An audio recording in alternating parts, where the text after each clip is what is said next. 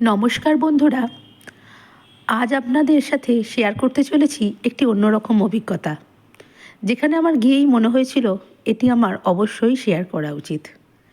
আমরা নানা রকমের মেলা, এক্সিবিশন দেখি, কিন্তু আমাদের বাড়ির এতটাই কাছে এত সুন্দর একটা যে এক্সিবিশন কাম মেলা হয় সেটা আমি আগে জানতাম না। এবছরই আমি প্রথম গেলাম ভদ্রেশ্বর পৌরসভা আয়োজিত সম্প্রীতি মেলা। তো নামটা শুনেই আমার একটু যাওয়ার ইচ্ছা ছিল, কিন্তু গিয়ে যা দেখলাম সে অনবদ্য, তাকে ভাষায় প্রকাশ করা সত্যিই সাধ্যাতীত। আজকের আমাদের বর্তমান সময়ে আমরা যে এক অস্থির পরিবেশের মধ্যে আসছি, প্রাকৃতিক দিক থেকে, পরিবেশের দিক থেকে, সেই সময় এরকম একটা এক্সিবিশন কাম মেলা ভীষণ প্রয়োজন। এই মেলাতে এসে আমি এত রকমের গাছ দেখলাম এবং এসে শুনলাম যে মেলাটি ফুলের মেলা নামেও পরিচিত, এবং এখানে নানা রকমের ফুল গাছ দেখেই মনটা ভালো হয়ে গেল। মেলা বলতে যা হয় সেগুলো তো ছিলই, বিভিন্ন রকমের দোকানপাট, তার সঙ্গে এটিই ছিল মেলার মূল আকর্ষণ। এখানে নানা রকমের গাছ এবং সেই গাছের বাহার এত সুন্দর, এবং এটি শুধুমাত্র প্রদর্শনী নয়, প্রদর্শনী কাম এটা কম্পিটিশনও ছিল, কারণ বিভিন্ন জায়গায় প্রথম, দ্বিতীয়, তৃতীয় প্রতিযোগীদের লেখা ছিল। কিন্তু প্রথম, দ্বিতীয়, তৃতীয় বিচারকের বিচারে যেই হন না কেন, আমার তো দেখে কাউকেই কারোর থেকে কম লাগছিল না। প্রত্যেকটি টবে যে গাছ তাদের সাজানো, টবের সাইজ অনুযায়ী গাছ, গাছের ফুল সত্যিই দেখার মতন ছিল। কোন টবটি ছেড়ে যে কোন টবটিকে দেখব ভেবে উঠতে পারছিলাম না। শীতের সমস্ত ধরনের ফুল গাছই প্রায় এখানে ছিল। এমন কিছু গাছও ছিল যে ফুলগুলোর হয়তো আমি নামও জানি না, কিন্তু দেখে ভীষণ ভালো লাগছিল। আর দেখতেই পাচ্ছেন কি ধরনের, মানে একটি চন্দ্রমল্লিকার টবের যে এরকম ফুলের সাইজ এবং এত ধরনের, এত রকম হতে পারে, সে মানে বলে বোঝাতে পারবো না। চন্দ্রমল্লিকারই বাহার ছিল প্রচুর রকমের, তার সঙ্গে গাঁদা তো সে অগুন্তি, তাকে তো মানে আপনি হিসেবেই আনতে পারবেন না। তারপরে শুধু চন্দ্রমল্লিকার ছোট সাইজটি নয়, এখানে ছিল জায়ান্ট সাইজের চন্দ্রমল্লিকাও। এই যে এক একটি চন্দ্রমল্লিকা দেখে মনে হচ্ছিল এক একটি বিভিন্ন রঙের ফুটবলের মতন।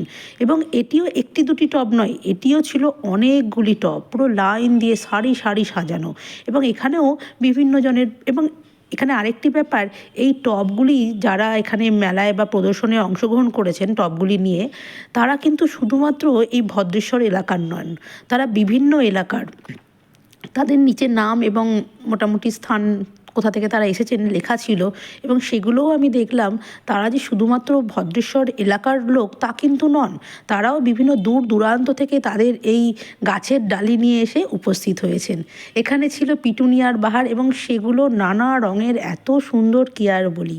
আরেকটি জায়গা ছিল, সেখানে ছিল শীতের নানা রকম ফুলের একসঙ্গে, মানে এটা পার্টিকুলার কোনো নির্দিষ্ট ফুলের নয়, কিন্তু দেখুন কি সুন্দর, মানে এত সুন্দর একটা অভিজ্ঞতা আমার এখানে গিয়ে হলো, যে আমি বলবো যদি আপনারা ধারে কাছে থাকেন, কাছাকাছি অর্থাৎ ভদ্রেশ্বর পৌরসভার, তাহলে অবশ্যই আপনারা পরের বছর এই মেলাটিতে যাবেন।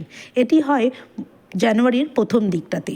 আমরা জানতাম না, আমরা গিয়েছিলাম মেলাটির প্রায় শেষের দিকে, গত সপ্তাহেই মেলাটি শেষ হয়েছে। আর দেখুন এখানে হচ্ছে মানে গোলাপের বাহার, এক একটি গাছে প্রায় এত এত কালারের আর এত সংখ্যায়।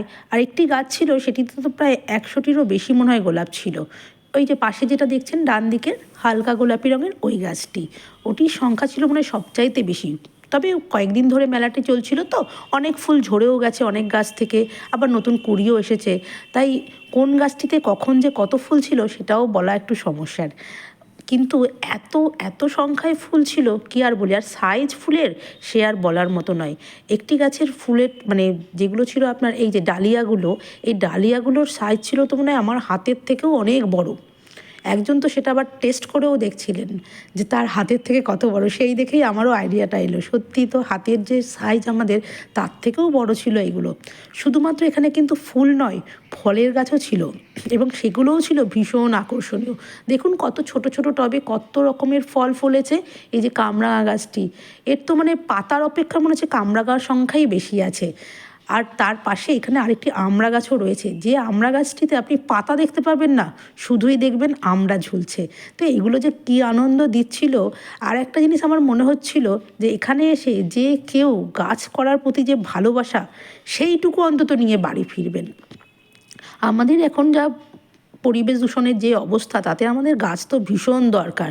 আর এরকম একটা মেলা যদি আমাদের আশেপাশে হয়, আমাদের মনে হয় যারা যারা এই মেলায় আসবেন প্রত্যেকেরই গাছের প্রতি একটা ভালোবাসা জন্মাবে। এই যে দেখেছেন আবার কামরাঙা গাছ, এগুলো কিন্তু আরও প্রচুর প্রচুর সংখ্যায় রয়েছে। কমলা লেবু গাছ, কত কমলা লেবু ধরেছে এই ছোট্ট একটি টবে এবং ছোট্ট একটি গাছে, মানে দেখলেই আপনার মন ভরে যাবে, এত সুন্দর বাহার এদের। তবে শুধু এগুলোই নয়, এর সঙ্গে ছিল বনসাইয়েরও একটা বিশাল লম্বা লাইন। সেই এত সুন্দর বনসাইগুলো, কয়েকটি বনসাই তো কয়েকজন বলছেন বেশ 15 বছর 16 বছরেরও গাছ পুরনো। তো আমার তো দেখেই ভালো লাগছিল। এবং এরকম একটি বনসাই যদি ঘরের ভেতরে করা যায়, আমার তো মনে হয় ঘরের শোভা অনেক গুণ বেড়ে যাবে। তো যাই হোক, গাছের প্রতি যে ভালোবাসা এবং এই লোকগুলির এত নিরলস প্রচেষ্টা দেখে, যারা এই গাছগুলো করেছেন এবং যে উদ্যোক্তারা এই উদ্যোগ নিয়ে একটি মেলার আয়োজন করেছেন, এইভাবেও যে একটা মেলা আমাদের উপহার দেওয়া যায়, সেটা দেখেই আমার ভীষণ ভালো লাগছিল। আর এরকম একটা মেলায় আপনারাও আসতে পারলে আমার মনে হয় আপনাদেরও ভীষণ ভালো লাগবে। আর এই বনসাইটিই ছিল এই মেলার গাছের এদিকটার মোটামুটি শেষ দিকটায়। তো সব রকমের গাছই আপনাদের ঘুরিয়ে দেখালাম, আশা করি আপনাদের ভীষণ ভালো লাগবে। আর ভালো লাগলে অবশ্যই আপনাদেরও বলবো পরের বার এই জানুয়ারির প্রথম দিকটায় এই মেলাটিতে আসার জন্য অবশ্যই চেষ্টা করতে। আপনাদেরও ভীষণ ভীষণ ভালো লাগবে। দেখেছেন কত রকমের বনসাই, এইগুলোই বরং আমার ভীষণ ভালো লাগলো যে এরকম একটা ছোট্ট বনসাই করতে পারলে আমার মনে হয় বেশ ভালোই লাগবে, আর আমার বাড়ির শোভা অনেক অনেক গুণ বেড়ে যাবে। তো আজকের ভিডিওটি এই পর্যন্তই রইল। মেলার অন্য অনেক জিনিস ছিল, সেগুলো আর দেখালাম না, এটা দেখেই আমার মন ভরে গেল।